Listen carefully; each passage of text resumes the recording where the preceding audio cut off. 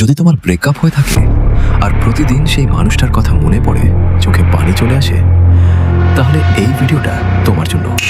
আজ জানাবো সবচেয়ে ইফেক্টিভ 4টি মাইন্ড সাইকোলজি ট্রিক্স, যাতে করে ব্রেকআপের পর সহজেই কাউকে ভুলে যেতে পারো। এগুলো শুধু মোটিভেশনাল কথা না, এগুলো সত্যিকারের psychological technique. Number 1, no contact rule. সম্পূর্ণ যোগাযোগ বন্ধ করো। সাইকোলজিস্টরা বলেন, ব্রেকআপের পর যতক্ষণ তুমি এক্সের সাথে যোগাযোগে থাকবে, মেসেজ, স্টোরি দেখা, লাইক দেওয়া, ততক্ষণ তোমার মস্তিষ্ক ডোপামিনের আশা লুপে আটকে থাকবে। Number 2, cognitive reframing.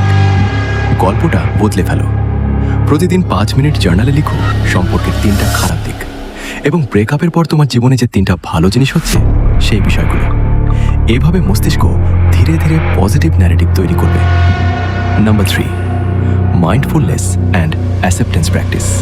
দুঃখকে এড়িয়ে না গিয়ে গ্রহণ করো।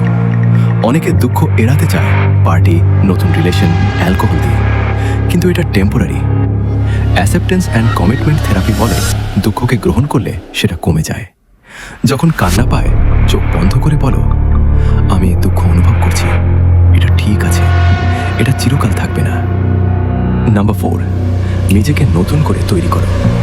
নতুন একটা স্কিল শেখো, নতুন মানুষের সাথে কথা বলো, ফ্রেন্ডশিপ বাড়াও, নিজের লুক, রুটিন, গোল সব চেঞ্জ করো।